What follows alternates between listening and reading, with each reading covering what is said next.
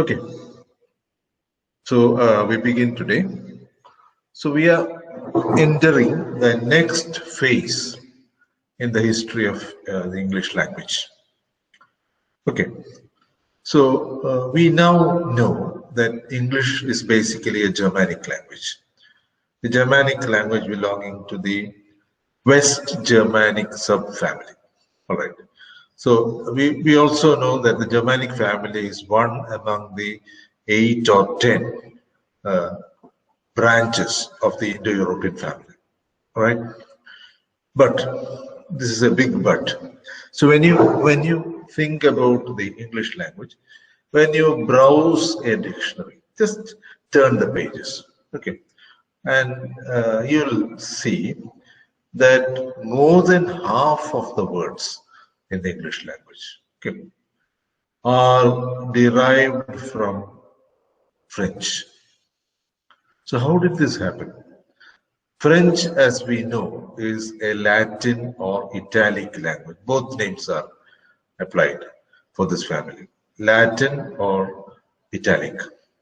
And English is basically a Germanic language.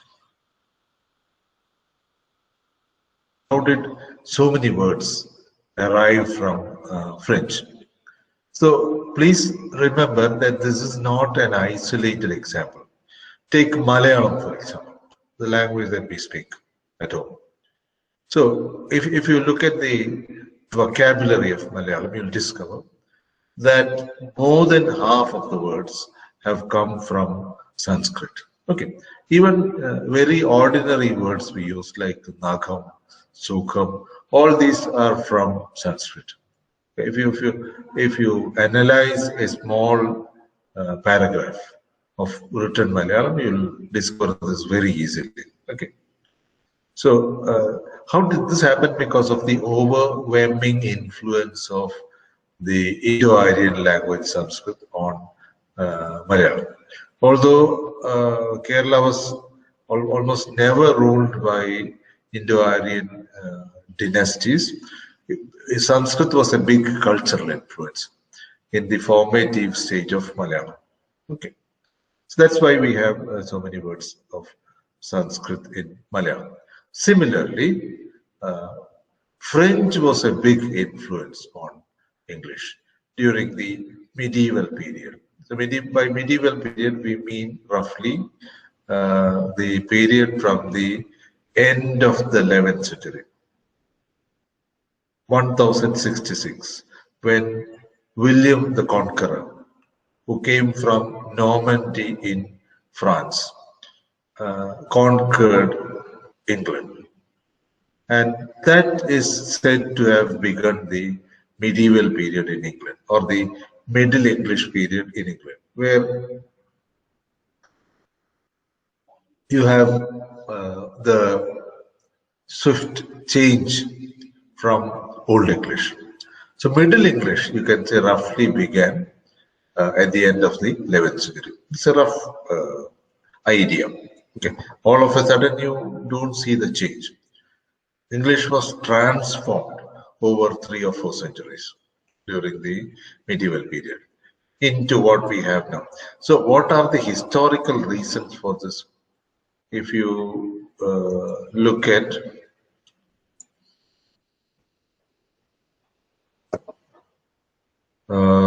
let me see.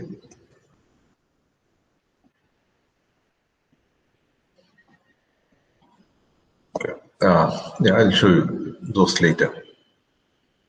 Right.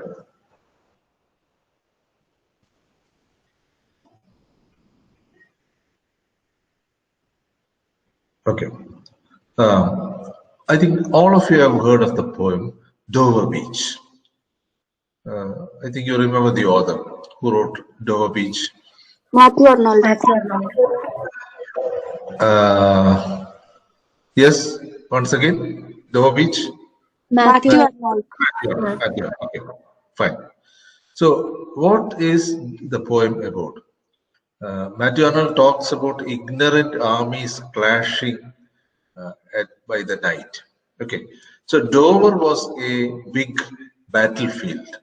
Okay, a battlefield in England for a long time because it was the closest point to France. Okay, if you can think of these two countries as separated by a channel called the English Channel. These are two countries separated by the English Channel. So, what brings them very close is the very short distance of 42 kilometers, just 42 kilometers. You look up the map of France and you look up the, I can't share it now, there's some problem in connectivity, otherwise I could have shown you. So from Dover, if you stand on the Dover cliffs, high hills on the coast, cliffs, rocks. If you stand on the cliffs of... so we were talking about the two places which are the closest between them. One of them is Dover, about which Matthew Arnold wrote a poem. And the other is Calais, C-A-L-A-I-S, which is on the French coast. So if you stand on the cliffs of Dover on a clear night, you can see the lights at Calais. And today, these two places are connected by an undersea railway, which is called Channel, C-H-U-N-N-E-L. It's also called Eurotunnel, E-U-R-O-T-U-N-N-E-L. It's a very crowded route, plenty of trains and sometimes motor vehicles put in goods train and crossed over to the other side. So if you use this facility called the Eurotunnel, you can reach Paris from London in just 2.5 hours. I'll send you the video links. You can then. So history has kind of utilized these geographical proximity. Okay, so that France and Britain are even more nearer today than they were in the 11th century. But even in the 11th century, when William the Conqueror crossed over to England, it is pretty nearer than any other place on both sides of the English Channel. So that is why large groups of people always cross the English Channel from Calais to Dover. All right. So this is the historical background. And you learn about William the Conqueror later. He was related by marriage to an English king. Okay, not exactly English. The English king was actually a Scandinavian who had attacked, whose father had attacked England and had settled in England. But anyway, he was naturalized and became an English king. So that is history. You'll learn more about it when you read about William the Conqueror. But we are talking about the influx of French words into the English language and to the creation of what is called Middle English. All right. So Middle English was the result of the amalgamation of Norman French and English, the original language of the English people. So remember, the very word language is of French origin. The Anglo-Saxon word was tongue, T-O-N-G-U-E, which is still used in the expression mother tongue. When you talk about mother tongue, you use the word tongue in this sense, language. Okay, so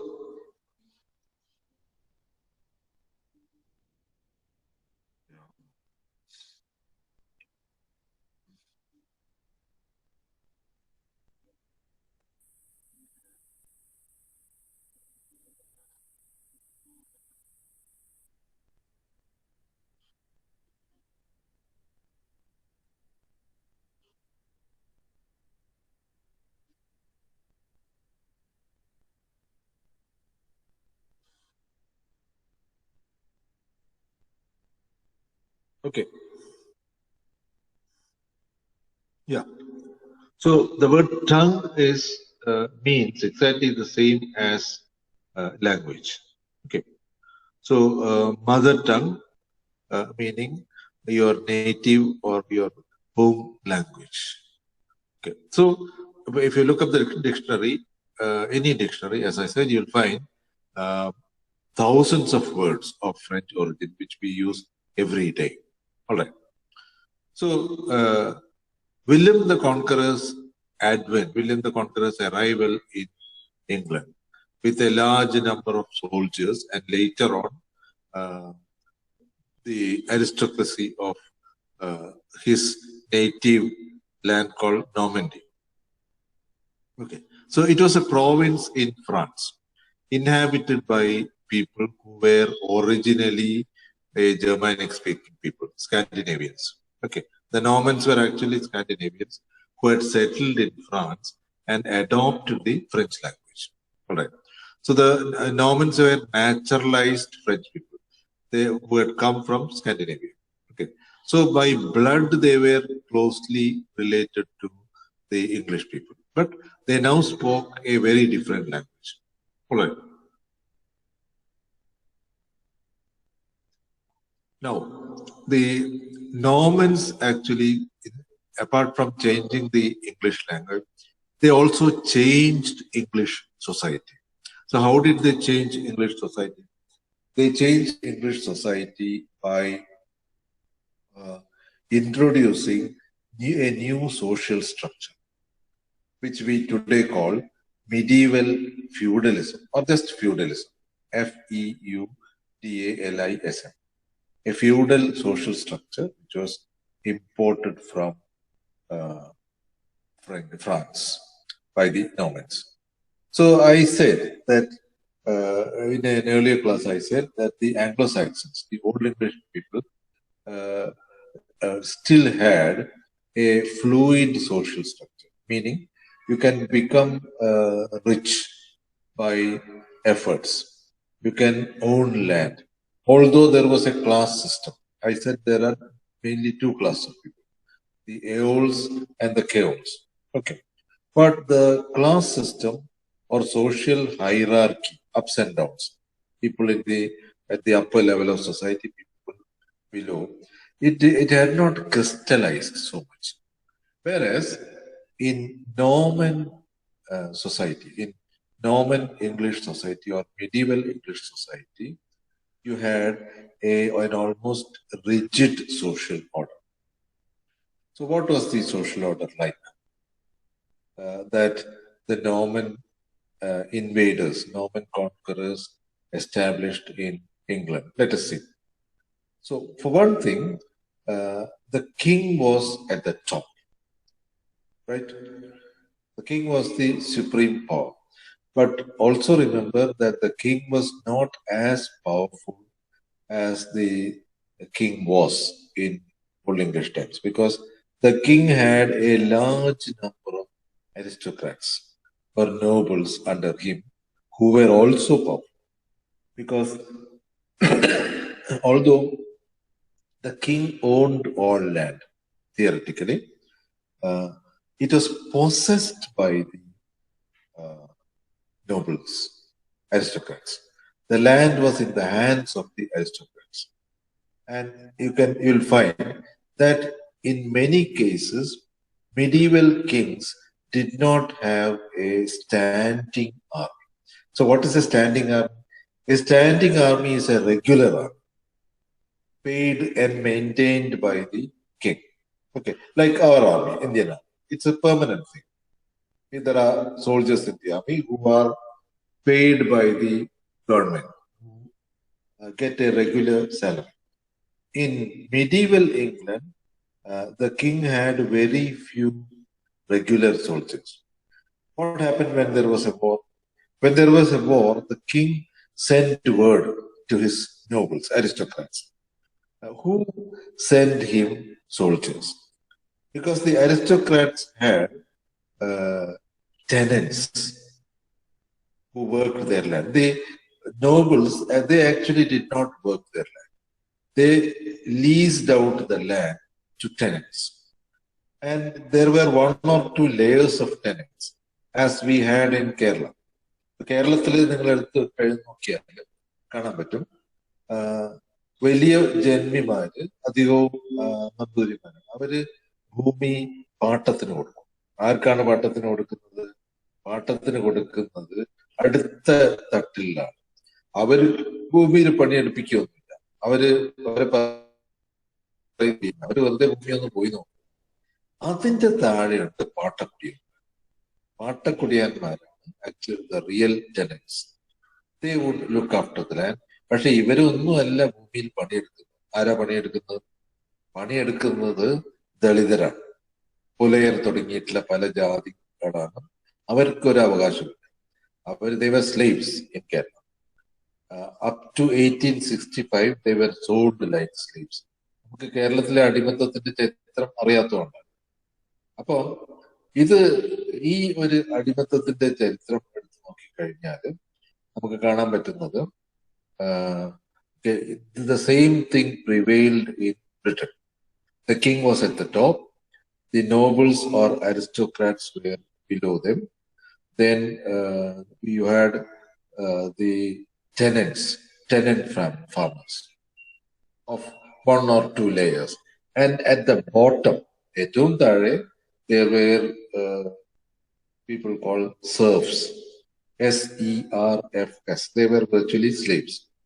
They had other names like Kotars, C-O-T-T-A-R-S, villains, V-I-L-L-I-E-N-S. So the modern term villain, Dushtan, villain, this comes from this class of people called the villains. It is a French word used for people who worked on the land, who did not have any rights on the land. They were landless peasants. Okay. So the landless peasants who inhabited the land, they had many names like villains, quarters, serfs, SERFs. So they were landless people who simply worked the land to earn a living. So this was the social structure. See, the king at the top, the aristocrats just below the king, the tenant farmers below the aristocrats, or the landed, they were also called the nobility. And even among the aristocrats, there were two classes. The higher nobility and the lower nobility were called the gentry, G-E-N-T-R-Y. ഭൂമിയൊക്കെ കൈവശമൊക്കെ, പക്ഷെ അത്ര തറവാടിത്തല്ല. അത് കേരളത്തിലുണ്ടല്ലോ, അല്ലേ? അപ്പോ this was the classification of people during the medieval times. This system was actually prevalent in France even before it came to England. That is why the Normans introduced this in England. Hello, I hope you can hear me. Yes? Can you hear me? Yes, sir. Yes, sir. Yes, sir. Yes, sir. The social system which the Normans introduced in England was called feudalism. And this is how feudalism worked. And parallel to this social system, which we call feudalism, the Normans also introduced a full-fledged religious order. So we already know that from 7th century AD, most of the English people had converted to Christianity. Okay. And Christianity became established as the only religion in England.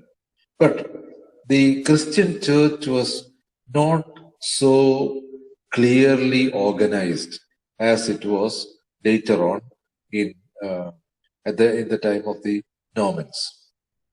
So the Normans introduced a system which closely paralleled feudalism. What was that system? Like the king, there was the Pope at the top. The Pope who did not sit in England but in distant Rome, at a place called Vatican. It's called Vatican. The seat of the Catholic Church is called Vatican. It is in Rome. Even today it's in Rome. So the Pope was the head of the church, like the king. And under the Pope were archbishops. Archbishops are in charge of divisions of the Christian world into provinces.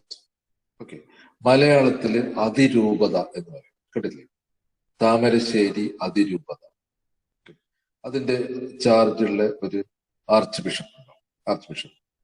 And below the provinces where other what is called diocese, diocese, രൂപത. അതിന്റെയും താഴെയാണ് ഇടവക. In English it was called the parish. So the parish was the lowest unit of the church organization.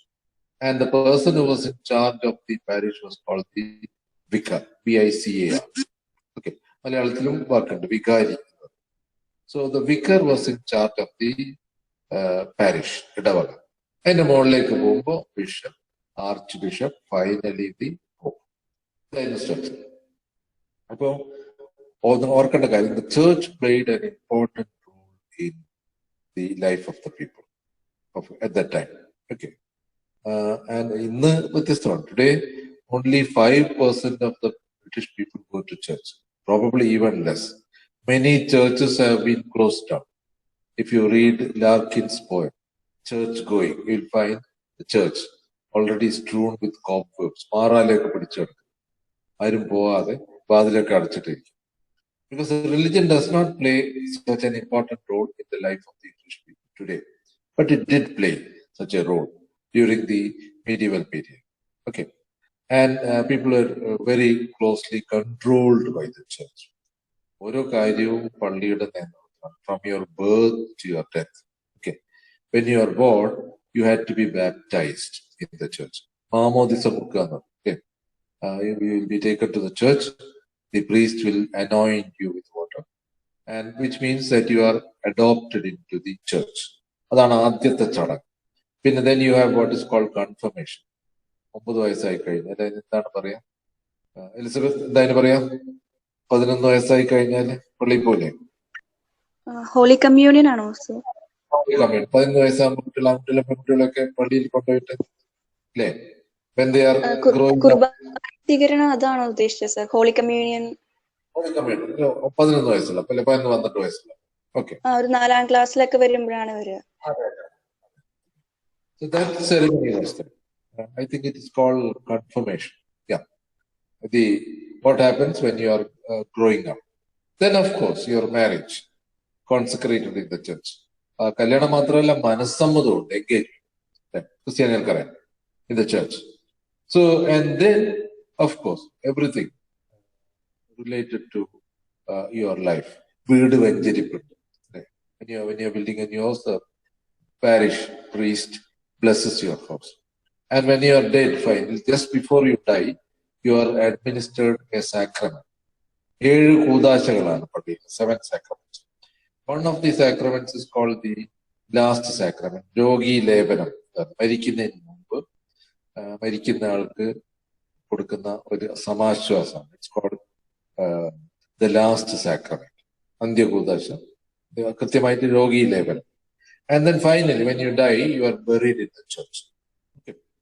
And some well-off churches had vaults for burial. കല്ലറകൾ, കുടുംബത്തിന്റെ ഒക്കെ കല്ലറകൾ. അത് നിങ്ങളിവിടെ പാലയിലും പോയാൽ ക്രിസ്ത്യാനികൾ കൂടുതൽ താമസിക്കുന്ന പഴയ പാരമ്പര്യ ക്രിസ്ത്യാനികൾ താമസിക്കുന്ന സ്ഥലത്ത് പോയി നിങ്ങൾക്ക് കാണാം കല്ലറകളുണ്ട്, കുടുംബ കല്ലറകൾ. So the church was an organization which influenced or controlled people's lives from birth to death. Okay. So this organization, and we find that by the middle of the medieval period, the church witnessed corruption, which was there in Italy also. When you read Boccaccio stories, Decameron, പല കഥകളിലും കഥാപാത്രങ്ങളായിട്ട് അച്ഛന്മാരും കന്യാസ്ത്രീകളൊക്കെയാണ് വരുന്നത്.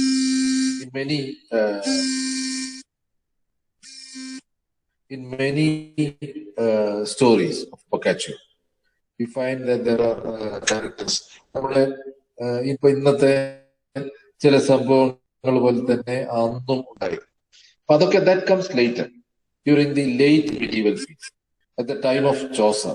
ചോസറുടെ കാലത്താണ് അങ്ങനെ പള്ളിക്കെതിരായിട്ടുള്ള ഒരു sentiment വരുന്നത്. But the church played its role in organising the people's lifes. പിന്നെ ഞാൻ അയച്ചു തരാൻ പോകുന്ന ഒരു വീഡിയോ നിങ്ങൾക്ക് കാണാം. The church was also a protector of people. So how did that happen? So during the 12th and 13th centuries, there were raids by highway robbers and foreign armies. Occasionally, raids on villages. ഈ പട്ടാളക്കാരും കൊള്ളക്കാരും ഒക്കെ വരുമ്പോൾ എന്താ ചെയ്യാം? The people, all the churches were big, large buildings with large interiors. So when the robbers or soldiers attacked a village, the villagers ran into the church even with their livestock.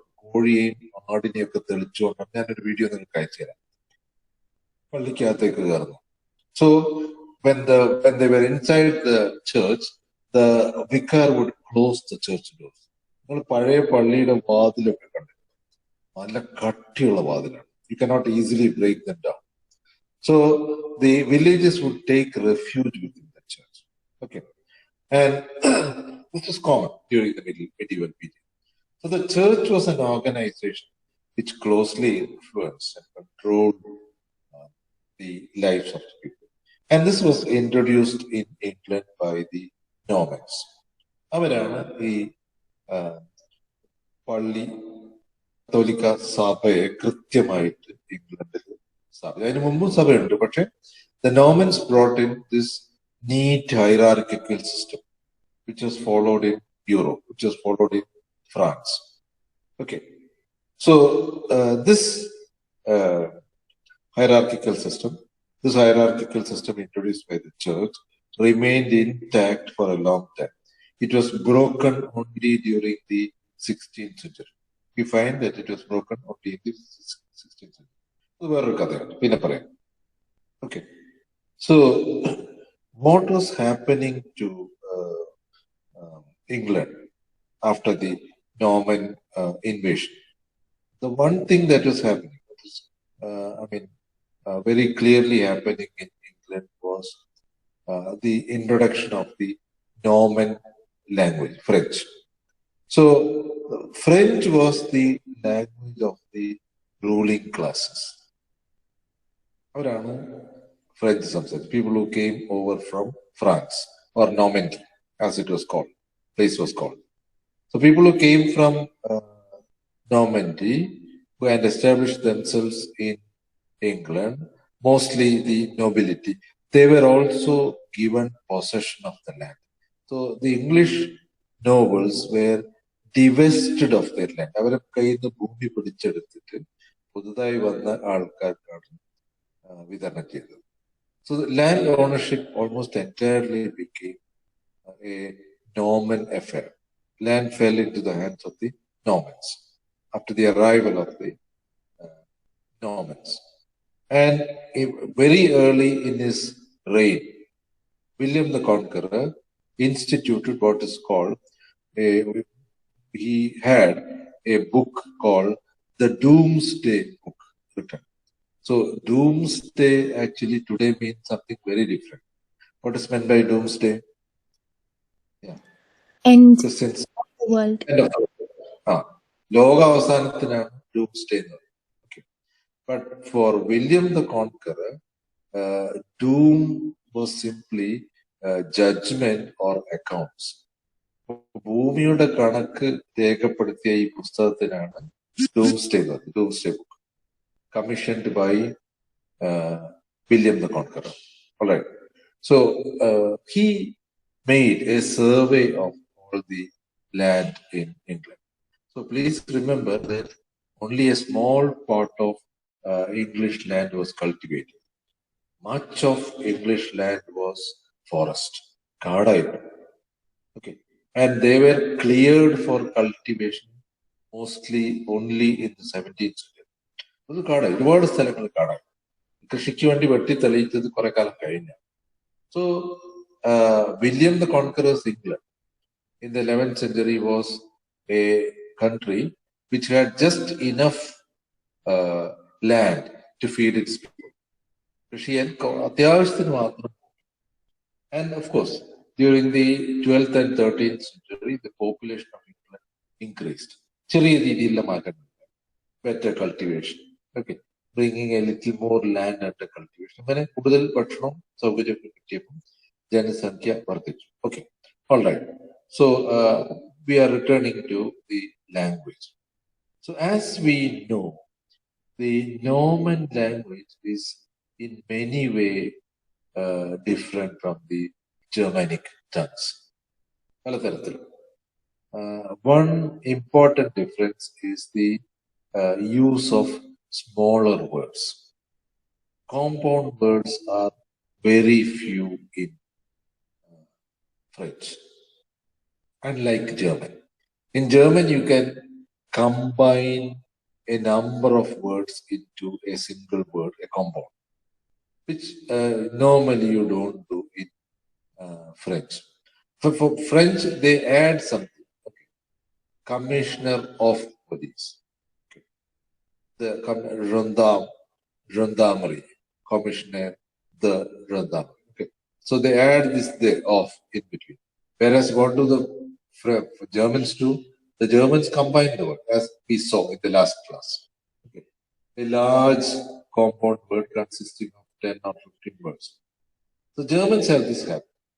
And because of this, the Germans introduced the large-scale use of prepositions. Okay. And today we have what is called an of construction in English. What is an of construction? Using of instead of apostrophe s. So you say, instead of saying England's king, you say King of England. Use of. Okay. The Commissioner of Health instead of Health Commission. The policies of the government instead of government's policies. So the of construction came from French. So the English language was transformed in a big way by the introduction of a large number of prepositions. Okay. So everything depended upon the use of prepositions. Okay. So in, of, at, out, up, all kinds of prepositions which were used to connect words. So the use of widespread use of prepositions is a Norman invention for England. With the result that now you can have sentences like this. So for example, I can say, I don't know what it can be used with. Okay. I don't know what it can be used with. The sentence ends with a preposition. So purist grammarians, teachers would say, you should never end a sentence with a preposition. I don't know if your teachers have said that. Probably not. That habit prevailed a little earlier to your schooling. So you didn't hear it. So the joke is about a teacher who said, okay, a preposition is not a good word to end a sentence with. Ending the sentence with a preposition, even while opposing the use of prepositions at the end. So the widespread use of prepositions was a characteristic of the Norman French language, not only the Norman French language, but other languages of the family also. The infrequent use of compounds, or rather the total avoiding of compounds as far as possible. Instead, connect two words by using prepositions. All right. So what were some of the, we'll look at this in detail and just introduce this. What were some of the other characteristics of the Norman French language? One was, of course, the loss of inflections. Old English had a large number of inflections. Everything was inflected. Okay, you had inflections on the nouns, you had inflections on verbs, you had inflections on adjectives. Okay. So the French, Norman French, did away with the inflections. So you did not have something like Godan man. Okay. You talk about two men, you say different form of the adjective God or good. Okay. As people still do in languages like Hindi. Okay. Acha din. Achhi baat. When the noun following noun is in the feminine gender, you say achi, acha, achi, ache. When the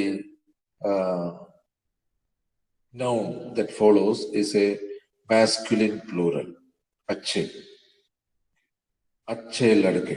So many languages still follow a grammatical gender, inflections on adjectives, etc. Old English did. But Norman French did not do it, and because of the influence of Norman French, inflections almost disappeared from England, with a few exceptions. Like in the pronoun, for example, you still had inflections. His, if the subject was male; her, if the subject was female; its, if the subject was etc. Neutral. All right. So the loss of inflections was another important change. Yet another change was the loss of grammatical gender, as I said. Okay. The grammatical gender completely disappeared from English. So whether your subject is male or female, it made no difference to the form of the verb that was used. Okay. So just like contemporary Malayalam. In Malayalam, if the subject is male, you say vannu. If the subject is female, feminine, you will again say vannu. Subject is neutral, you say vannu. There is no grammatical gender in Malayalam. Grammatical gender is still prevalent in Tamil or Telugu. Telugu, say when the subject is male, you say Ochada, came, vannu. And when subject is feminine, you say Ochundi. Okay. And most nouns are either male or female, very clearly demarcated in Telugu. For example, electricity, current. Current vannu എന്നാണ് നമ്മൾ പറയാം. തെലുങ്കിൽ പറയാം current ochindi because it is feminine. Okay. So this distinction also the English language lost. Okay. And probably another interesting I won't call it change, interesting addition to the English language was the introduction of a number of words from the French, while the old English words were retained. Okay. So, for example, you can have a word like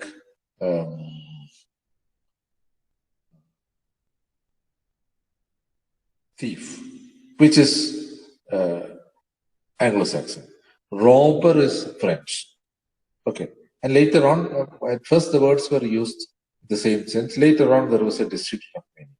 Today, a robber is different from a thief. A thief is a person who simply steals. A robber is somebody who breaks in, attacks you before taking away something. It's what we talk about bank robberies, not bank thefts. Theft is something which is done stealthily. Robbing involves a large amount of violence. So, a large number of synonyms. Okay. You have synonyms for nearly everything. Okay. You have, for example, you say set up, and you also say establish. Okay. You have words for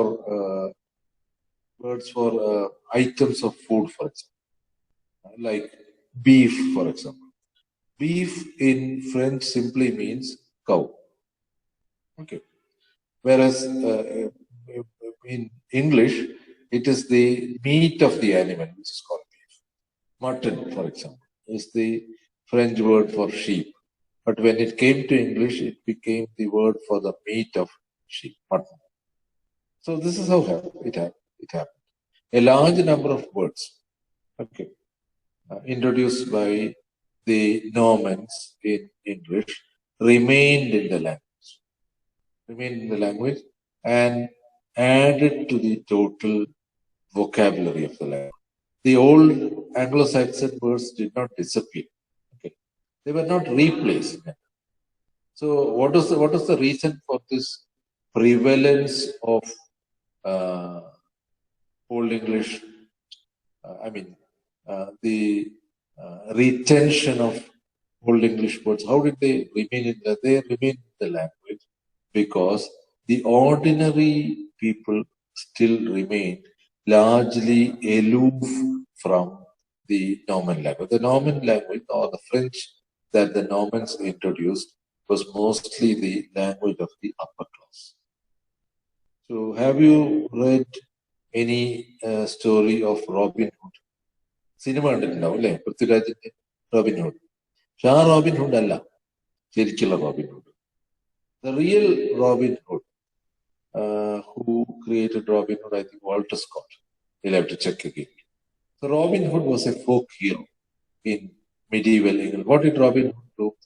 Robin Hood organized the ordinary Anglo-Saxon people, the small peasants, villages, people living in the woods were all still very intimately attached to the Old English language. They never or rarely came in contact with French. French was the language of the ruling classes. So, Robin Hood was an outlaw. രാജ്യഭ്രഷ്ടനാണ്.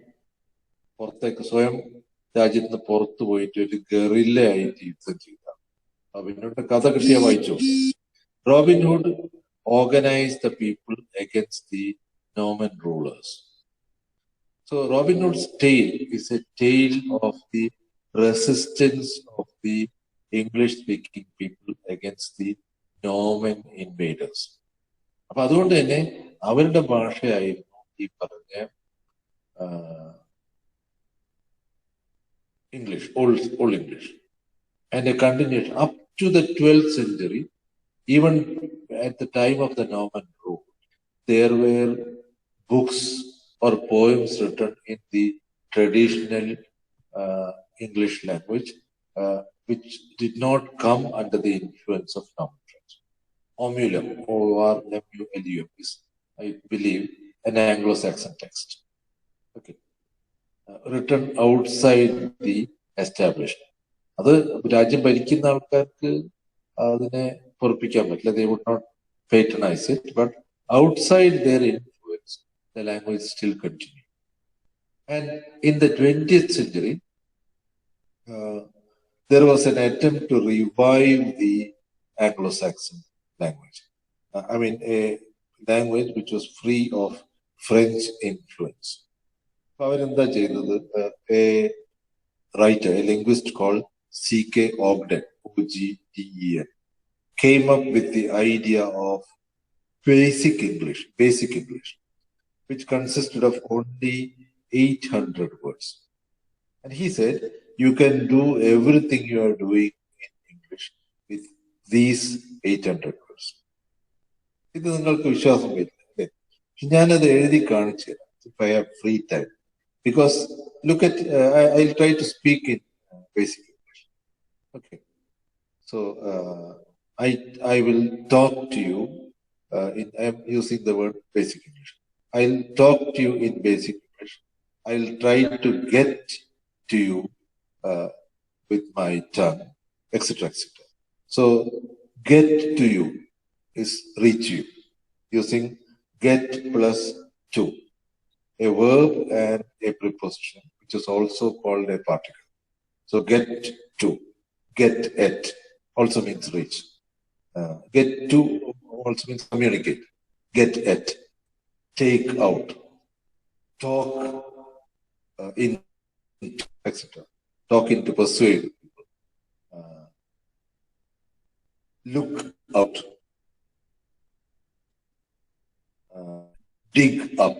All these are pure Anglo-Saxon words. To dig up is to unearth. Unearth is more formal. Okay. So the exponents or the votaries of basic English said you can use a simple Anglo-Saxon word and a particle and get as many senses that you want. For example, instead of saying your exams are postponed, you can say your exams have been put off, take off, take up, take into, put out, to extinguish, put out a fire, put in, insert, etc. So instead of using French words of French origin or more formal words, you can use simple Anglo-Saxon words plus particles to get as many senses that you want. So there is some truth in what the exponents or the proponents of basic English say. Okay, when they say that you can get by, I'm using the word get by, manage. Instead of saying manage, I'm saying get by. You can get by with basic English.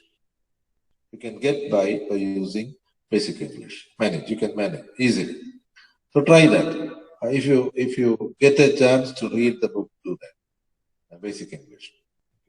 You'll find that it's a very convenient way of using English. And in ordinary conversation, I think many people use basic English. They very rarely do they resort to words of French origin. Although because of our social life, because of our professions, we are using more sophisticated English. But it's true that you can get along with these words which are together called basic English. All right. Now, let's go on with the history of Middle English or medieval English. So, another obvious change which came about with the introduction of Norman French was a number of English sounds either were limited to certain pockets or simply disappeared. For example, N-I-G-H-T. If I pronounce it as Nicht, you'll laugh at me. But that was the original pronunciation. The H is today present only in German and in certain parts of Scotland. Similarly, H, L-O-C-H, is the Scottish word for lake, L-A-K-E. And they still pronounce it as loch. Okay, that guttural sound that you just heard. But it has disappeared from English. The English pronunciation underwent a drastic change, you can say. Many words began to be pronounced in the French way. In French, as you know, a large number of letters are silent. Okay. When you say bourgeois, for example, B-O-U-R-G-E-O-I-S, the S is silent. Okay. When you say question, Q-U, it is the same word as our question. So the last word is not pronounced as, last syllable is not pronounced as chin. It is pronounced as Theon.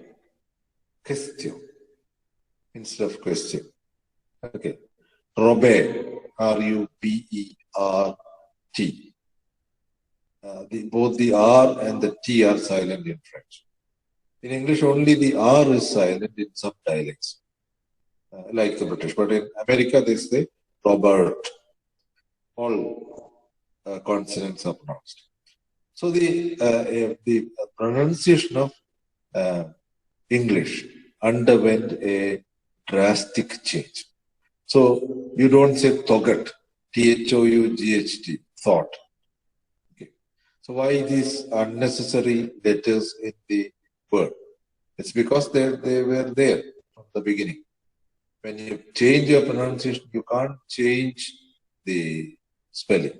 It's not possible to change it because spelling has been recorded in books. So if you write THOT, and very few people will recognize the word. So you have to write THOUGHT. Okay. So the change in pronunciation, the introduction of new sounds. Old English did not have Z, which is very common in English. It did not have J. Okay. It had Sh, yes, ship, but it did not have the sound which is used in the word pleasure. Pleasure. Pleasure. Leisure. Okay. And a few other words like V, fricative V. English had V, yes, W, but it did not have V. V came from French, Norman French. So V, Z, Je, and what else?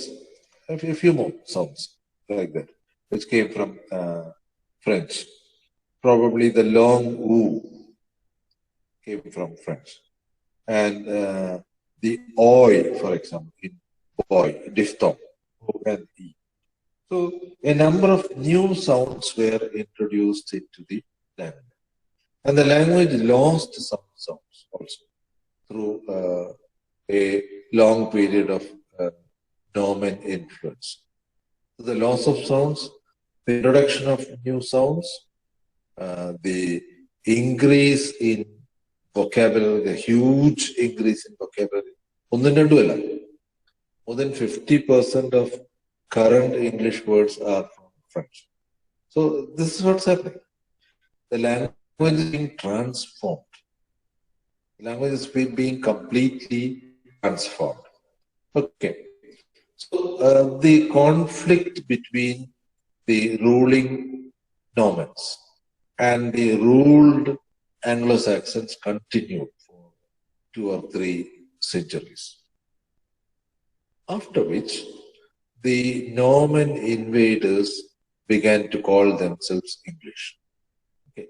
They settled down. They claimed to be as English as the natives. So, after the 13th century, there were invasions from France. The English aristocrats, who are basically of Norman descent, they joined with the Anglo-Saxon natives to fight off the challenge of invaders. So by this time they had considered themselves, they began to consider themselves as English. And the English language was restored as the language of courts. Kodadi Bhashayayittu, after nearly 3 centuries, in 1375, yes, I think it was in 1375, that English became the language of the courts. കോടതിയിൽ English പറയാൻ പറ്റുന്ന ഒരു അവസ്ഥ ഉണ്ടായത് അപ്പോഴാണ്. Alright. So the 14th century was, you can say, a turning point in English history when the Normans became naturalized, like the Scandinavians who came in the 9th century. അവരും സ്ഥിരമായിട്ട് യുദ്ധത്തിൽ ഏർപ്പെടുകയല്ല ചെയ്തു. They were also naturalized. They were naturalized and when they settled down in England, and their language also contributed to the English language. Similarly, the Norman language, the Norman French, which the invaders brought with them, enriched the English language. Okay. So enriched it on various counts. One, of course, as you saw, a large number of words which it supplied. So the English is today a rich language containing at least 1.5 million words, probably more. Okay. And a large chunk of this vocabulary is Norman French. All right. So the Normans who had settled down in England By the end of the 14th century, they had become fully naturalized. And the French language also contributed hugely to the literature of England, because they already had a rich literature, and they introduced many new forms into the English language. A certain type of ballads, what came to be called romances. Okay, so romance, the association of romance with love is actually casual. Romantic does not mean related to love. Love is one element in the romantic literatures or the romantic modes of literature. Most important thing is imagination. Okay. Imaginative tales. Okay. Narratives, prose narratives. So romance is generally a prose narrative. Imaginative narrative. Okay. And I think in French, the word roman means novel. It was an early term for the novel, which is a common English word today, roman. So the what came to be called romances, tales, fictitious tales. But love was not the only element. Adventure was the more important element. Adventures, fights, okay, discovery, travel to distant lands, and what came to be called the chivalric ideals. CHIVALRIC, chivalric or chivalry. Chivalry was a code of behavior. അത് നിങ്ങൾക്ക് എളുപ്പം മനസ്സിലാക്കാൻ ഒരു idea. നിങ്ങളാരെങ്കിലും ഒരു വലിയ പെട്ടി തൂക്കി ഇങ്ങനെ വരുന്നതാണ്, നിങ്ങൾക്കത് പൊന്തിക്കാൻ തന്നെ വേണം.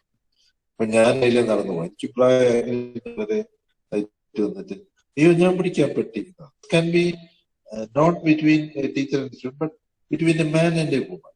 ഓക്കെ, അതായത് വലിയ ഭാരമുള്ള പെട്ടികളൊന്നും സ്ത്രീകളെ കൊണ്ട് പിടിപ്പിക്കരുത് എന്നാണ്. അല്ലെങ്കിൽ സ്ത്രീകൾ വല്ല അപകടത്തിലും പെടുമ്പോൾ സിനിമയിലൊക്കെ കാണുന്ന പോലെ ചാടി വന്നിട്ട് രക്ഷപ്പെടുത്തുക. Okay, so the idea of the damsel in distress, അതായത് എന്തെങ്കിലും അപകടത്തിലോ ദുരിതത്തിലോ പെട്ടുപോയ സ്ത്രീകളെ വന്ന് രക്ഷപ്പെടുത്തുന്ന വീരനായകന്മാരുള്ള കഥകൾക്കൊക്കെ ഈ chivalrous സ്റ്റോറീസ് എന്നാണ്. So one of the most established chivalric myths in English culture is that of Saint George and the Dragon. Geevarghese സാദ, പാലക്കടുത്ത് അരുവിത്തുറ എന്ന് പറഞ്ഞ സ്ഥലത്തുള്ള ഒരു പള്ളിയിൽ, അത് സെയിന്റ് ജോർജിന്റെ പള്ളിയാണ്.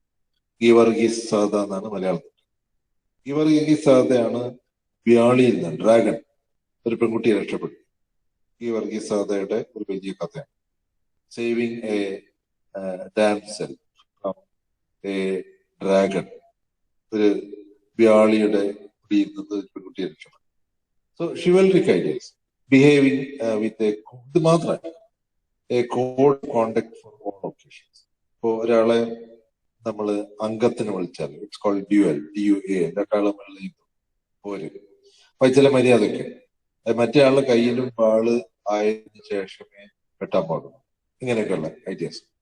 Behaviour, A code of behaviour which involves certain sense what is called modesty, chivalry. അത് തിരിച്ചുണ്ട് അല്ലെ. സ്ത്രീകൾ അങ്ങനെ ഒച്ചത്തിലൊന്നും സംസാരിക്കാൻ പാടില്ല. ചുരുക്കത്തിൽ നമ്മളെ ചില സദാചാര പോലീസുകാർ പറയുന്നു, നേരെ പതിഞ്ഞ ശബ്ദത്തിൽ സംസാരിക്കാൻ പാടില്ല. പിന്നെ in certain countries men are not allowed to go out alone. ഇതൊക്കെയാണ്. These are what are called medieval ideals.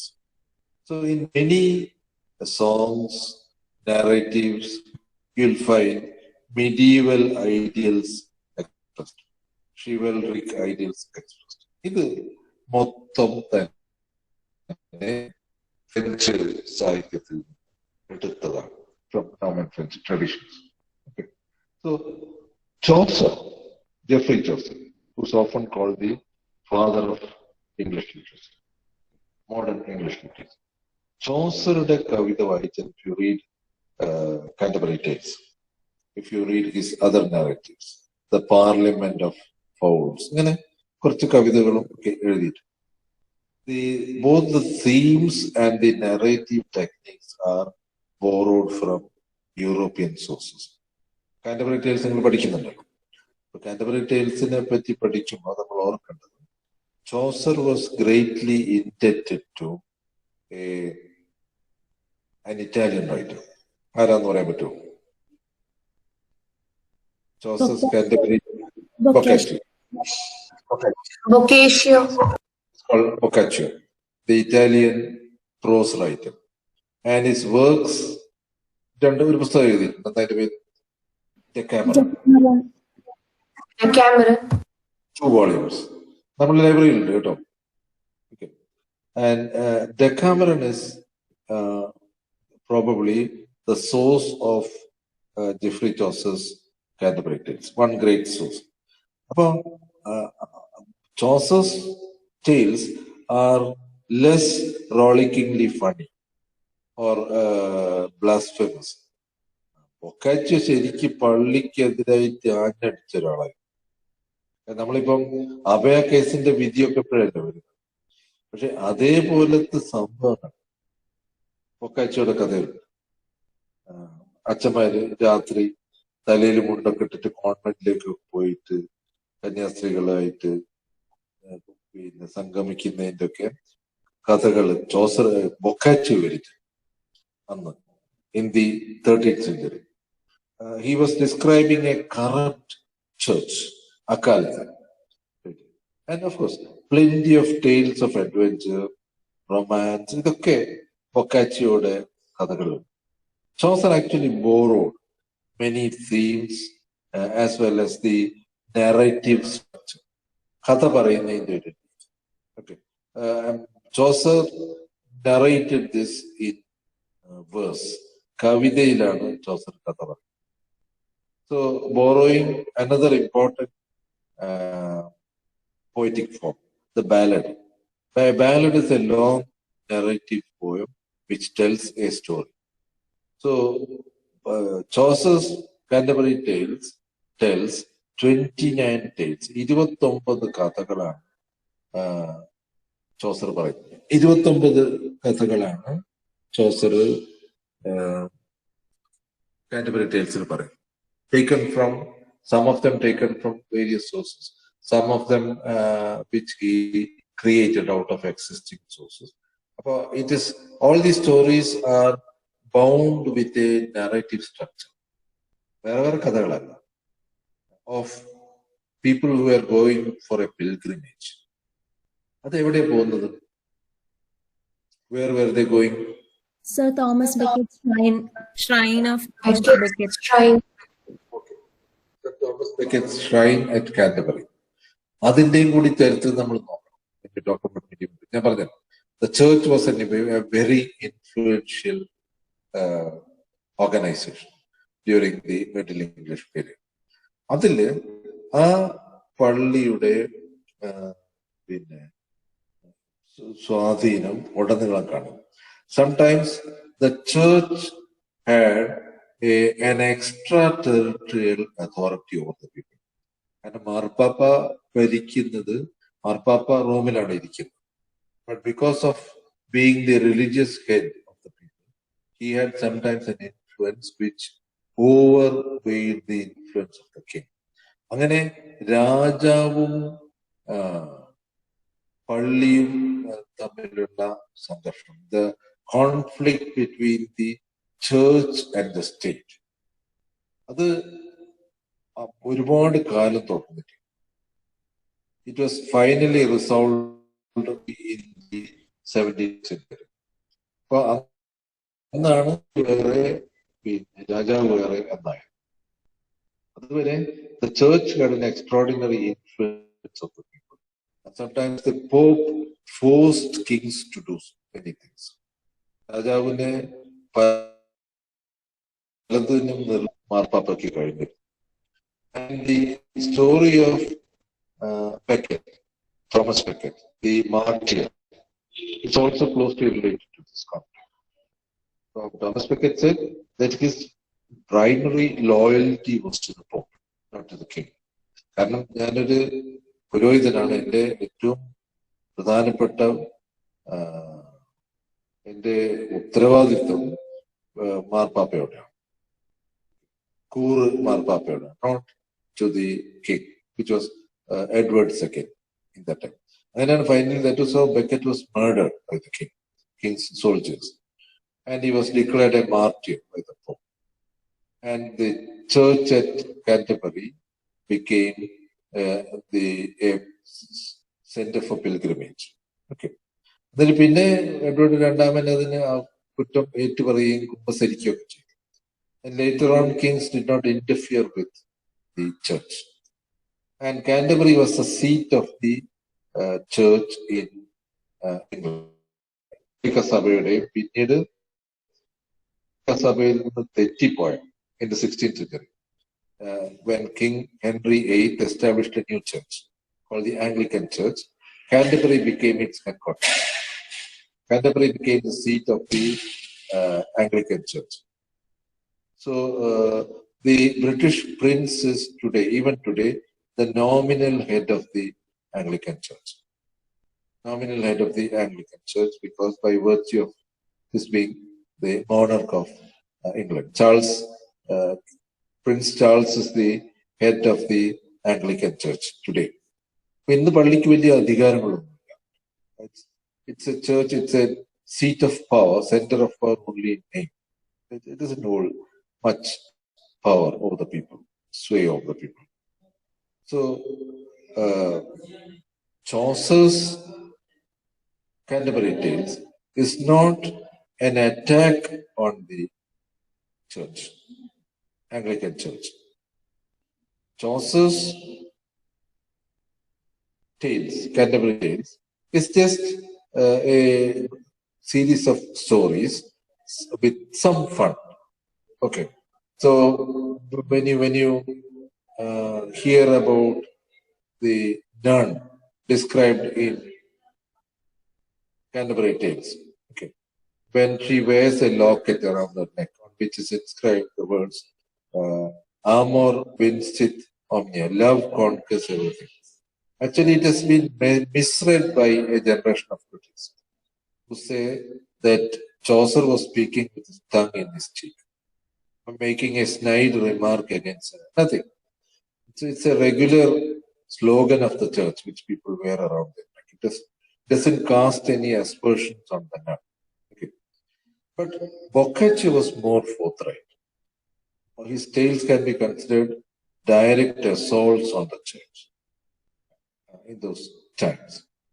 So Boccaccio's tales, in any case, are owe much to the French and Italian narratives of his time and before his time. All right. So up to the 16th century, much of English literature, medieval English literature, owes much to European, continental sources. Not only French, but also Italian. Think of the sonnet. Who was considered the founder of this poetic form? Sonnet. Warton Surrey. Who? Warton Surrey. Not Warton Surrey. Warton Surrey actually imported it from abroad. It was an Italian who is considered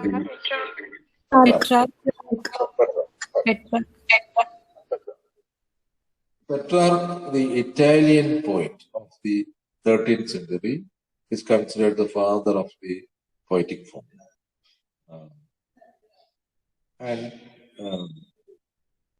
The sonnet was introduced into England by Warton Surrey. Okay. So almost at the end of the medieval period, or the beginning of the modern period. So English literature, one must remember that Old English literature was purely indigenous. അതിന് മറ്റ് സാഹിത്യങ്ങളുമായിട്ടൊന്നും ഒരു ബന്ധവുമില്ല. It was purely an indigenous form of literature. ഇംഗ്ലണ്ടിൽ മാത്രം ഉണ്ടായ വിദേശ സ്വാധീനങ്ങൾ കുറഞ്ഞ ഒരു സാഹിത്യമാണ്. But the Norman period opened up England to Europe. ഇംഗ്ലണ്ടിനെ യൂറോപ്പുമായിട്ട് കണക്ട് ചെയ്ത ഒരു കാലമായിരുന്നു Middle English period. That's because of the frequent traffic between England and France. നിങ്ങൾ ഓർക്കണം, English kings owned territory in Europe. Calais, which I mentioned at the beginning of this lecture, on the French coast, opposite Dover, on the English coast, was held by English kings for a long time. They lost it only in 1453. But there were frequent exchanges between the French coast and England. In the marriages, in the royal family. പലപ്പോഴും രാജാക്കന്മാർക്കൊക്കെ ഭാര്യമാരെ എടുത്ത് റാണിമാരായിട്ട് വന്നിട്ടുള്ളത് French കുടുംബങ്ങളിൽ നിന്നാണ്. Mostly Norman, but also other parts of France. And vice versa. So the blood bond between the Normans and the English people was strong. It was broken off only 1453. Finally, when England, and then it came to be known as Britain. When Scotland and Ireland was added to it, it became known as Britain, or the United Kingdom, which is still its official name. Then the United Kingdom became an isolated culture. That happened only in the 16th century. After the loss of Calais in 1453, and after the coming into its own by the English armed forces. So the English armed forces, the English Navy, defeated the Spanish Navy, which was called the Armada, Armada, in 1588, during the time of Queen Elizabeth. Shakespeare was only a small boy when the English Navy defeated the Spanish Armada in 1588. But one must remember that this in the English and the Spanish navies was a turning point in European history. When the isolation of England was paying off. When England or Britain, it had begun to be called Britain. Britain considered itself superior to the Europeans, all other Europeans. And Europeans became a separate culture altogether. So what is a good example for this, which I can show you, for the separation of these two cultures? Okay. When you go to some restaurants, you will find that the menu consists of Indian, continental, and Chinese food items. So continental means dishes which are common in the European continent. In England, this is what is meant by continent. Because they are an island. So they consider most European countries as the continent. So continental food. We are using the word without properly understanding its meaning, I think. So in Britain, if you find a restaurant which advertises continental food, most probably it will be French or Italian. Okay. Other nations are also represented. But these two countries top the list. French and Italian food. Okay. For example, the noodles that you eat are, of course, Chinese. But the semia that you may use to make payasam is Italian. Vermicelli, it's called. You see this advertised in some packets. So the British or the English considered themselves separate from Europe only after the 15th century. Till then, frequent cultural and political exchanges were taking place between England and Europe. So, Britain returned to the European fold only in the 20th century. The underground railway line between England and France, which is called Channel. Videos you can see those videos. It is the fastest regular railway line in the world, by which you can reach Paris from London in 2.5 hours. Fastest trip. A flight probably will take more time. Okay. So this is one thing. Second is the formation of the European Union. What is European Union? European Union is an association of European countries, which in many cases functions as a single nation, because there is no visa required between members of the European Union. You're not required to take a visa. You are given free passage. Okay. And if you get a professional degree in one European Union country, you can practice in all the other countries as a doctor, for instance. അതുകൊണ്ടാണ് പല കുട്ടികളും പോയിട്ട് ഇറ്റലിയിൽ നിന്നും യുക്രൈനിൽ നിന്നും ഒക്കെ MBBS എടുക്കുന്നത്. പാസ്സായി കഴിഞ്ഞാൽ നിങ്ങൾക്ക് ബ്രിട്ടനിൽ വേണമെങ്കിൽ പ്രാക്ടീസ് ചെയ്യാം. ഇപ്പൊ പറ്റില്ല. Britain has left the European Union by a process called Brexit, British exit. ഇപ്പൊ പറ്റില്ല. But a few years ago, but you can still practice in other European Union countries. You take a degree, professional degree in medicine in Ukraine, you can practice in France or Germany.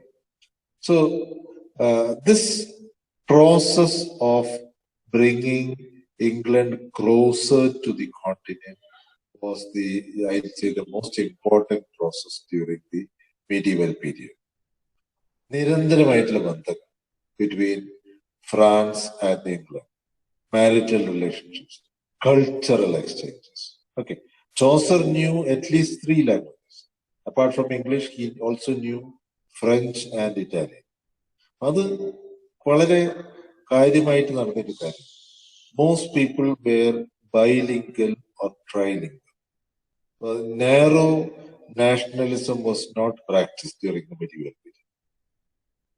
It was an international culture. അതിന് ഒരു കാരണം ഞാൻ നേരത്തെ പറഞ്ഞ പോലെ പള്ളിയാണ്. The church served as an agency or an organization that controlled people on the one hand and united them into a pan-European culture. European മൊത്തം സംസ്കാരത്തിന്റെ ഭാഗം. So the church had very similar organizational setup in all countries. If you had archdioceses, provinces, dioceses, parishes, etc. in England, you had similar structures in France. അവിടെ ഇതൊക്കെ ഉണ്ടായിരുന്നു. മാർപ്പാപ്പ, arch bishop, bishop, വികാരി, ഇങ്ങനെ. So this internationalism favored the free flow of cultures, the free flow of goods, the free flow of services, the free exchange of ideas. ഇതായിരുന്നു ഇംഗ്ലണ്ടിന്റെ അവസ്ഥ. So what else was happening during this time? In the first phase, feudalism is basically a rural phenomenon. ഗ്രാമങ്ങളുമായിട്ടാണ് അതിന് ബന്ധം. The cities went into a period of decline. If you study European history, you'll find that the medieval period is called the Dark Age in Europe. Why? Because there is a decline in commercial activity. Cities were declining. People were becoming more rural. Okay. Society was basically rural in nature. Okay. Well, this is happening in Britain also. But England had some ancient cities. London was one of the cities, the capital of England. So London grew more and more urban during the Middle Ages. ഷേക്സ്പിയറിന്റെ കാലമൊക്കെ ആയപ്പോഴേക്ക് അത് വലിയൊരു നഗരമായി. How can a city grow? A city can grow in a number of ways. One, it can become the center of commercial activity. കച്ചവടം നടക്കണം. അപ്പൊ കച്ചവടം നടക്കണമെങ്കിൽ എന്താണ് വേണ്ടത്? You need money. You need large capital. So at the beginning of the medieval age, when William the Conqueror invaded England, the cities were in a very sad state of decline. അത്ര വലിയ കച്ചവടം നടക്കുന്നില്ല. Not many ships anchored at the ports of London. Very in ചെറിയ ചെറിയ cities, Plymouth, Plymouth, Bristol. Okay, small ports. They were in a state of decline. It was only in the 16th century, at the time of Shakespeare, the Merchant of Venice, the നാടകം കേട്ടിട്ടില്ലേ? Shakespeare's play. ആ പേരിലൊരു cinema ഇറങ്ങി മലയാളത്തിൽ, which is nothing to do with Merchant of Venice-ലെ വ്യാപാരി മമ്മൂട്ടി അഭിനയിച്ചു. But by the 16th century, many cities in Europe, especially London in Britain, had developed into a big commercial hub. വലിയൊരു കച്ചവട കേന്ദ്രമായിട്ട് വികസിച്ചു അപ്പോഴേക്കും. അപ്പൊ എന്താ ഉണ്ടായെന്ന് വെച്ചാല് money had become more available. കാരണം കച്ചവടം ചെയ്യാൻ പണം. The medieval period was a period mainly of the barter system. നാട്ടുപുറത്ത് നമുക്ക് എന്തിനാണ് പൈസ? കൃഷിക്കാർക്ക്, കാർഷിക തൊഴിലാളികൾക്ക് കൂലി കിട്ടുന്നത് ഇവിടെ കേരളത്തിലൊക്കെ അങ്ങനെയാണ്. നെല്ലായിട്ടാണ് കൊടുക്കുക, പൈസ കൊടുക്കില്ല. ഇത്ര നെല്ല് എന്ന് പറയും, വളർന്നു കൊടുക്കും. അതുപോലെ നെല്ല് പീടിയെ കൊടുത്തിട്ടാണ് മുളകൊക്കെ വാങ്ങുന്നത്. Which was called the barter system. Money was not in free circulation.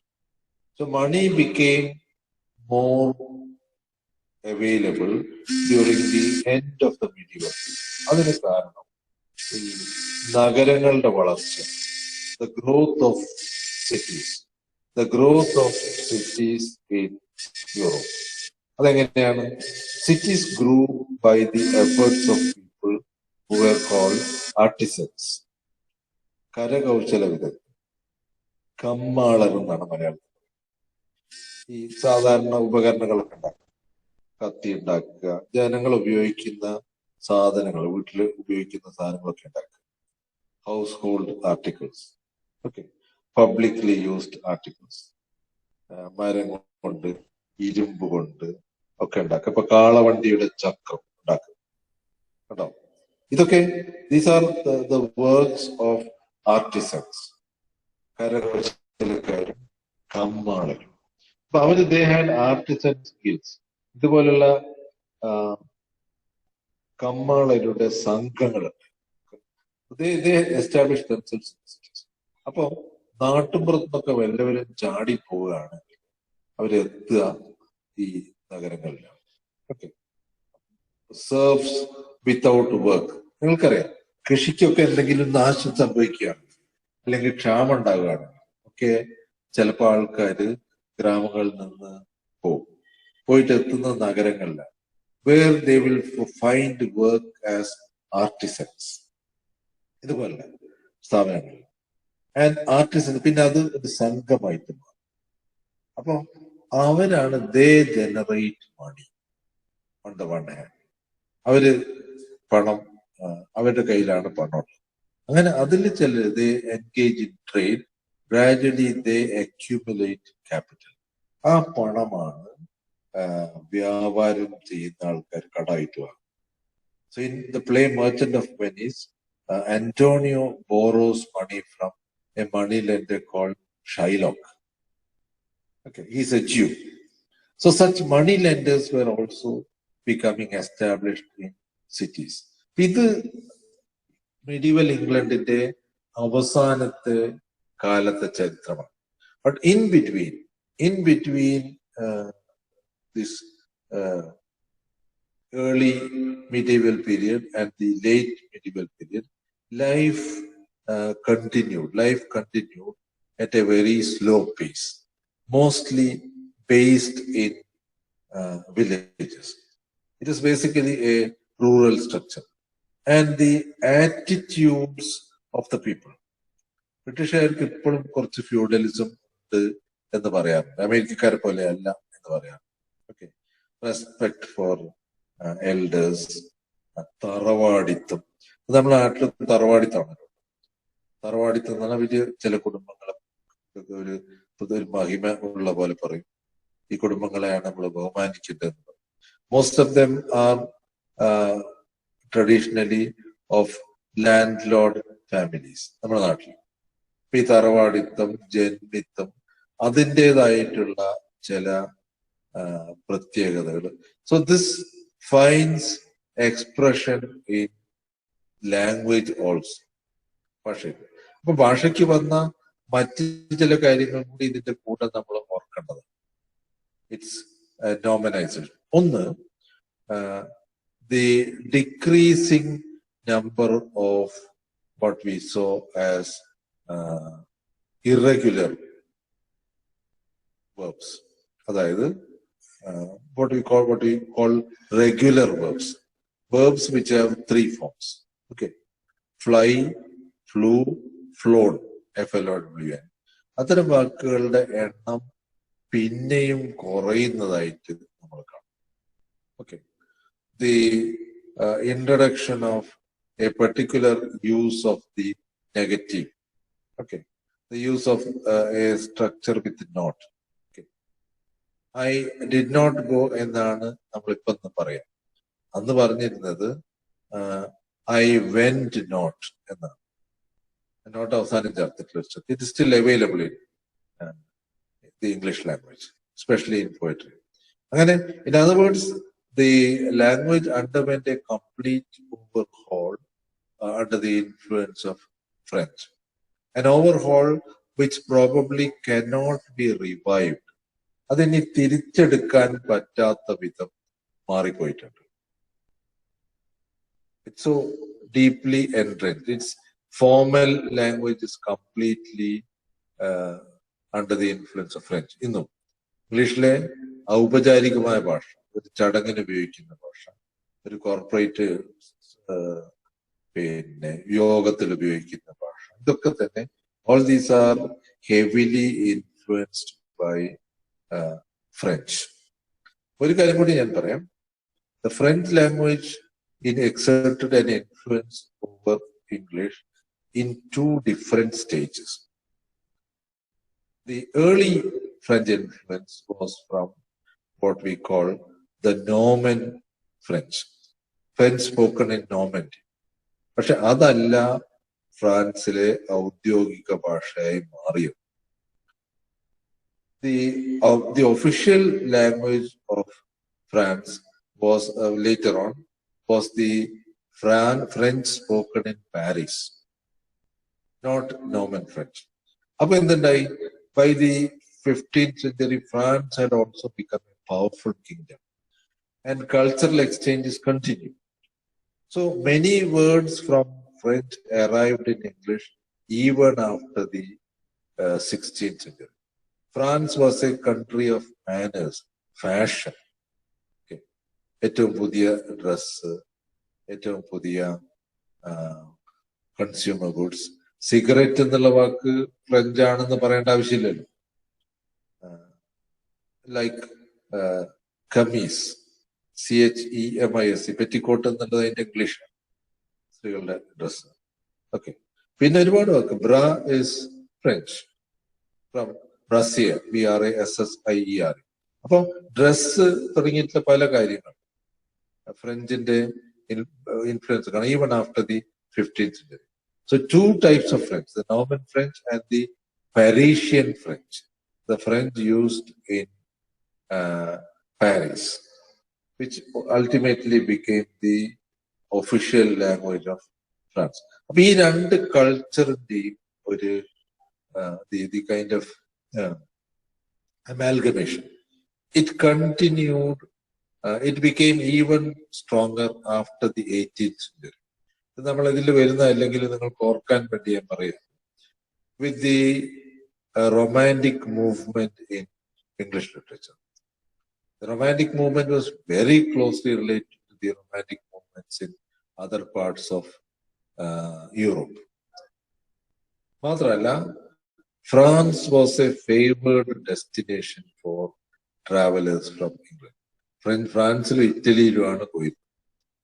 നമ്മളെ കവികളൊക്കെ എടുത്തു നോക്കുക, Shelley, okay, Byron, Wordsworth, I don't remember whether he went for trips abroad. So, foreign travel, കുറച്ച് അത്യാവശ്യം സാമ്പത്തികമുള്ള കുടുംബങ്ങളിലൊക്കെ ആൾക്കാർ ഫ്രാൻസിലും ഇറ്റലിയിലും സഞ്ചരിച്ചു at that time. Those were the first destinations, France especially. And up to the middle of the 20th century, French was the second language in Britain. നമ്മൾ English പഠിക്കുന്ന പോലെ തന്നെ അത്രയും serious ആയിട്ട് ഫ്രഞ്ച് പഠിച്ചു. ഇപ്പൊ ഉണ്ടോന്ന് അറിയില്ല, I don't know. If you read school stories written during the mid 20th century, you'll find that in almost every good school, നമ്മളിവിടുത്തെ നല്ല സ്കൂളുകളിലൊക്കെ ഉള്ള പോലെ അവിടെ there was a French teacher who was a native French citizen.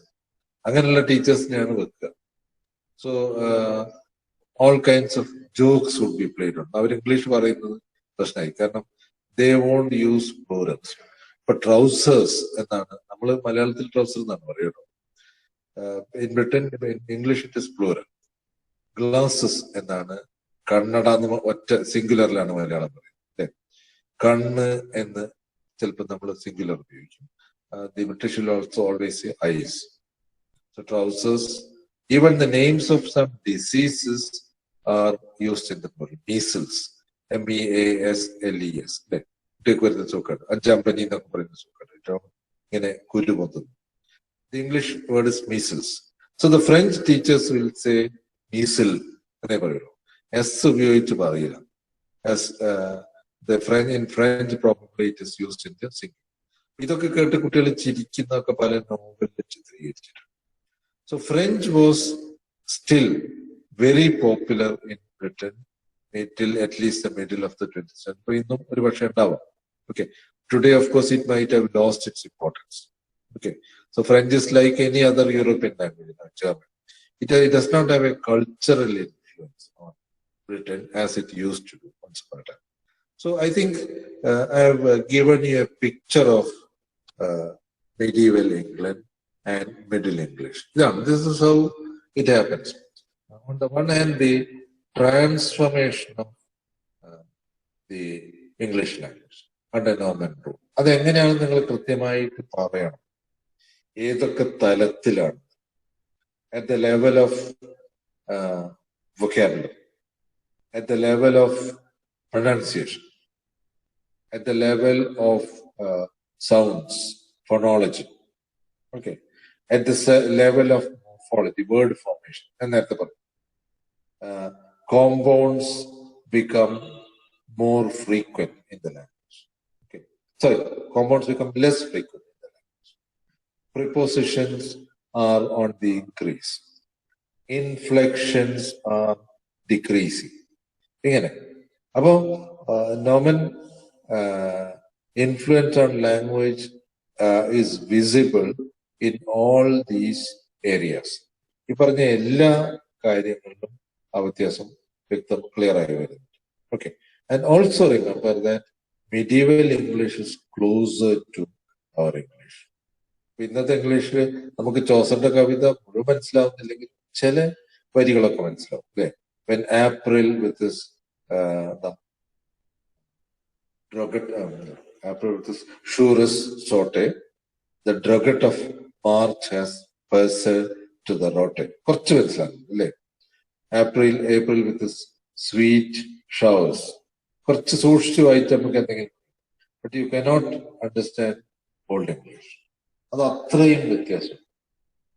About Chaucer's poem is at least partly legible to you. Because its language is closer to our language. പ്രൊനൗൺസിയേഷന്റെ കാര്യത്തിൽ ഒരുപാട് വാക്കുകൾ വ്യത്യാസമുണ്ട്, ഒരുപാട് വാക്കുകളുടെ ഉച്ചാരണം വ്യത്യാസമുണ്ട്. It has moved on. Middle English pronunciation is not our pronunciation.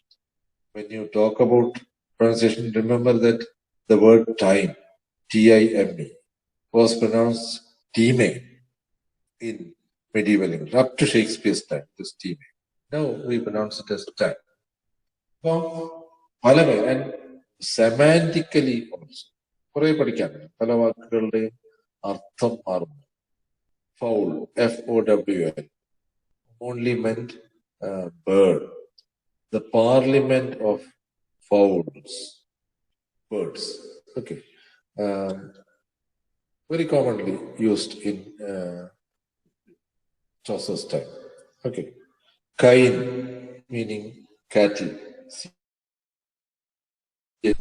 കൾ എന്നുള്ള അങ്ങനെ ഒരുപാട് വാക്കുകൾക്ക് ഇന്നുള്ള അർത്ഥമല്ല ചോസറുടെ കാലത്ത് ഉണ്ടായിരുന്നു.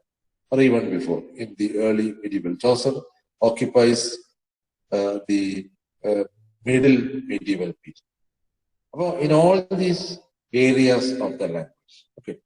And you can say that the Norman period or the Middle English period was the let us say foundational period of modern English language. English ഭാഷ ഉണ്ടായത് കാണുന്ന ഇംഗ്ലീഷ് ഭാഷ ഉണ്ടായത് ആ കാലത്താണ്. Okay. So I think with this introduction I will wind up with you. And I will be sending you materials. Videos ഒക്കെ പിന്നെ കുറച്ച് വീഡിയോസ് അയച്ചിട്ടുണ്ട്. You can also look at other videos. You will find in some videos, you will find remarkable similarities between medieval England and medieval Kerala. കേരളത്തിന്റെ മധ്യകാലം ഇപ്പൊ അവസാനിച്ചിട്ടുള്ളൂ. Up to the 1940s or 50s, Kerala lived in the medieval period. അതിപ്പോ ഇംഗ്ലണ്ടിൽ അന്നുണ്ടായിരുന്ന ജന്മിത്വം ഇവിടെ ഉണ്ടായിരുന്നു. ജാതി വ്യവസ്ഥ ഉണ്ടാക്കിയ സമൂഹത്തിന്റെ പല തട്ടുകളായിട്ടുള്ള വിഭജനം ഇവിടെ ഉണ്ടായിരുന്നു. അപ്പൊ ഞാനൊരു വീഡിയോ അയച്ചതായിട്ടൊരു വീഡിയോ മലയാളം ഡബിങ് ആണ്. അപ്പൊ how the village was totally under the control of the land Lord. അപ്പൊ അദ്ദേഹത്തിന്റെ ഭൂമിയിൽ പണിയെടുക്കുന്ന ആൾക്ക് മകളുടെ കല്യാണം നടത്തണമെങ്കിൽ ജന്മിയുടെ അനുവാദം ചോദിക്കും. ഗ്രാമം വിട്ട് എന്തെങ്കിലും ആവശ്യത്തിന് പുറത്തേക്ക് പോകണമെങ്കിൽ ജന്മിയോട് ചോദിച്ചിട്ടേ പോകാം. അപ്പൊ ഇന്ന് നിങ്ങളുടെ അച്ഛനോട് അമ്മയോട് വരെ ചോദിക്കാണ്ട് നിങ്ങൾക്ക് എവിടെ വേണമെങ്കിൽ പോകാൻ പറ്റുന്നു ഇന്നത്തെ കാലത്ത്. അന്ന് അച്ഛനോട് അമ്മയോട് മാത്രം ചോദിച്ചാൽ പോലെ ജന്മിയോട് ചോദിച്ചു. കേരളത്തിൽ അതേപോലെ കേരളത്തിലും like in medieval England people use to be fined. പലർക്കും പിഴയൊക്കെ എടുക്കുന്നത്. അതൊക്കെ ഞാൻ അയച്ചിരുന്ന 1-2 വീഡിയോയിൽ കാണാം. So the study of the medieval period or the Middle English period in England is not just a study on the transformation of the English language under Norman influence. It is also a study of the transformation of English society under Norman rule. The stratification of feudalism. By stratification, I mean the organization of something into various layers. തട്ടായിട്ട് സമൂഹത്തിനെ വിഭജിക്കുന്നതിനാണ് stratification എന്ന് പറയുന്നത്. അത് the hold of the Catholic Church and the influence of the church on the language. അത് നിങ്ങൾ മറക്കരുത് കേട്ടോ. English ഭാഷയ്ക്ക് മതം സംഭാവന ചെയ്തത്. Many idioms in English are taken from the Bible. ബൈബിളിലാണ്. ബൈബിളിൽ നടത്തിയിട്ടുള്ള ഒരുപാട് പ്രയോഗങ്ങൾ ഇംഗ്ലീഷിൽ. You are the salt of the earth. യേശു പറഞ്ഞാണ് നീ ഭൂമിയുടെ ഉപ്പാകും. പിന്നെ number of other idioms which are taken from the Bible. കൈ കഴുകുക അല്ലെ, to wash your hands of the business അല്ലെ. നിങ്ങൾ ഒന്നും അറിയാതെ അത് വിട്ട് കളയുക. അത് കൈ കഴുകിയ ആളാരാണ്? ബൈബിളിൽ പിലാത്തോസ്. യേശുവിനെ കുറിച്ച് തർക്കാനുള്ള വിധി പ്രഖ്യാപിക്കാൻ പറഞ്ഞ പിലാത്തോസ് അത് കഴിഞ്ഞിട്ട് കൈ എനിക്കില്ലൊന്നൊരു പങ്കില്ല എന്നുള്ള അർത്ഥം. ഈ രക്തത്തിൽ എനിക്ക് പങ്കില്ല. So that is another idiom commonly used to wash your hands off the business. You're taken from the Bible. So the Bible is probably a large contributor to the English. And especially after the translations of Bible became popular. Up to the 14th century, you don't have Bible translations available. Ordinary people did not read the Bible. Okay. The Bible was only the property of the church. So they read it only in Latin, not in English. But by the end of the 14th century, Bible began to be translated into English. John Wycliffe partially translated the Bible at the end of the 14th century. Then from the beginning of the 14th century up to the beginning of the 17th century, a large number of translations appeared. And the translation of 1611, which is called the King James Bible or the Authorized Version, the medieval period, it is at the beginning of the modern period. It has been a heavy influence on the English language. ഓരോ വീട്ടിലും Bible സൂക്ഷിക്കാൻ തുടങ്ങിയതിനു ശേഷം ഇംഗ്ലീഷിലുള്ള Bible, it was used in the church also. It was an Anglican Bible. അപ്പോൾ remember that the development of the English language in the medieval period is paralleled by the changes in the society, in technology. Printing കണ്ടുപിടിച്ചത് medieval കാലഘട്ടത്തിലാണ്, ഇത് medieval period. ആരാണ്? Who is the first English printer അറിയപ്പെടുന്നത്? Anybody?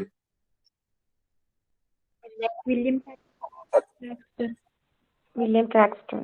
Gutenberg was the person who invented printing. Gutenberg was a German. But Caxton was British.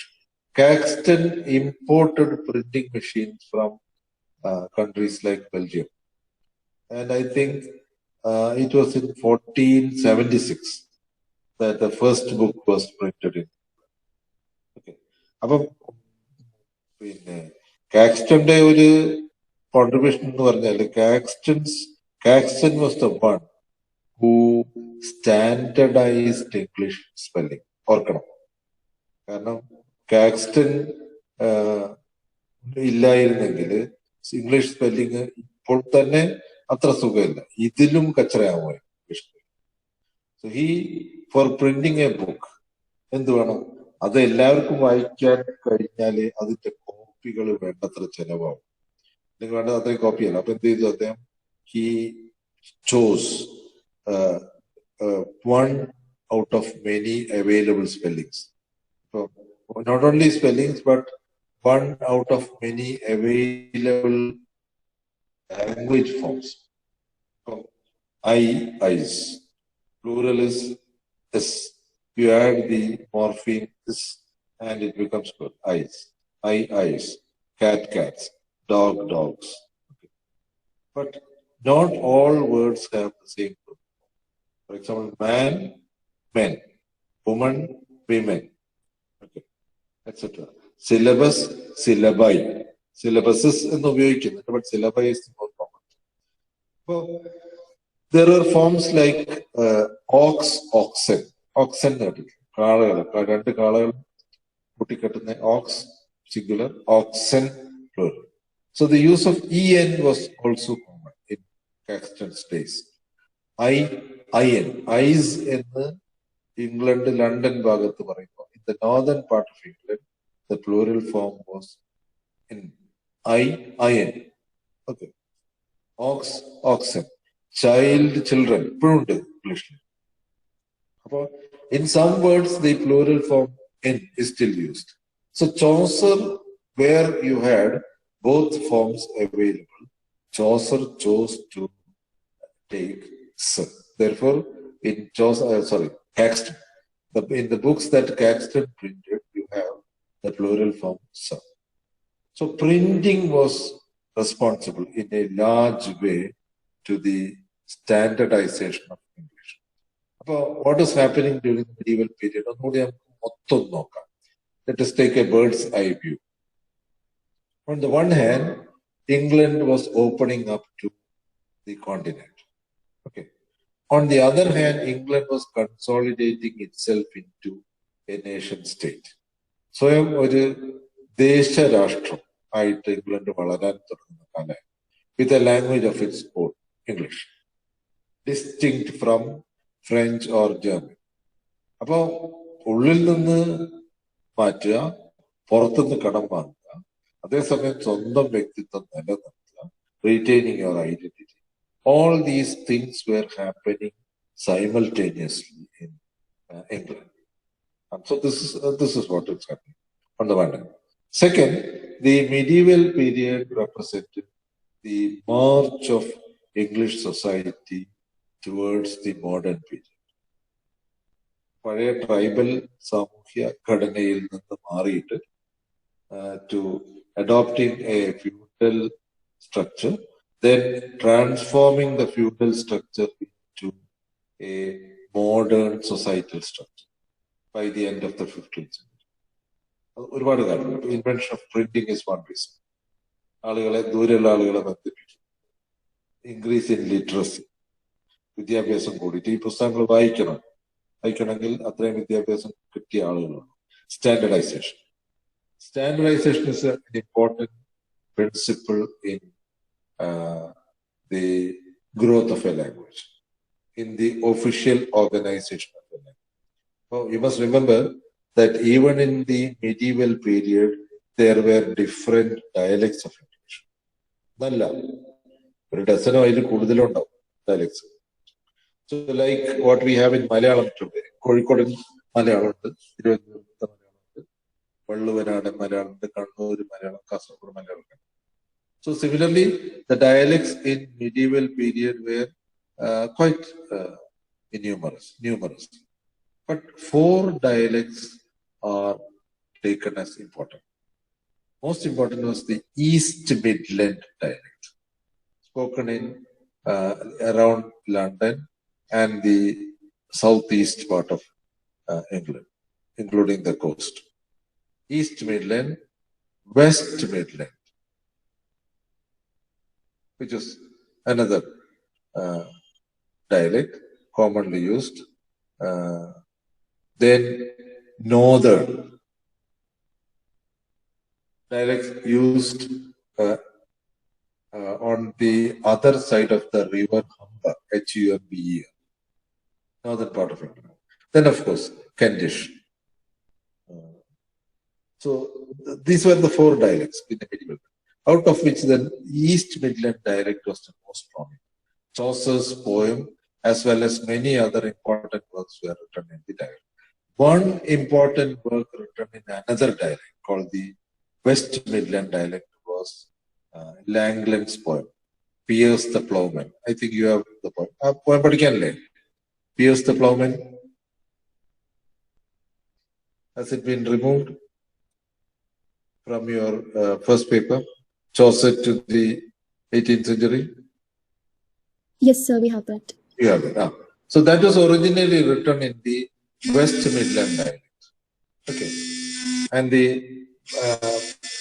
it did not become as popular as the East Midland dialect. The West Midland dialect was less popular than the East Midland dialect. Okay.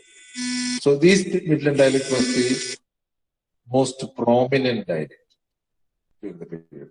And it was out of the East Midland dialect that modern English developed. Remember that. So the Wessex dialect was the most prominent dialect during the Old English period. And now, in the medieval period, it was the East Midland dialect. And then by the modern period, the dialect which became the modern period saw the standardization of English. ഒരു പ്രത്യേക ഡയലക്റ്റിന്റെ പേരല്ല പറയുന്നത്. We have a standard form of English. developing from the 16th century. So, okay. So I think I'll wind up now. I have an audio recording of the whole class, which I'll send you. So if you have missed out on the online lecture, video lecture, you can definitely compensate for that by the audio lecture, which I'll be sending you. Okay, thank you. So we meet again next week. Okay, please do send me messages on materials that I'm using, on any other doubts that you may have, things which I have dealt with today. Okay, thank you. Thank you, sir. Okay, sir. Thank you, sir. Thank you, sir. Thank you, sir. Sir.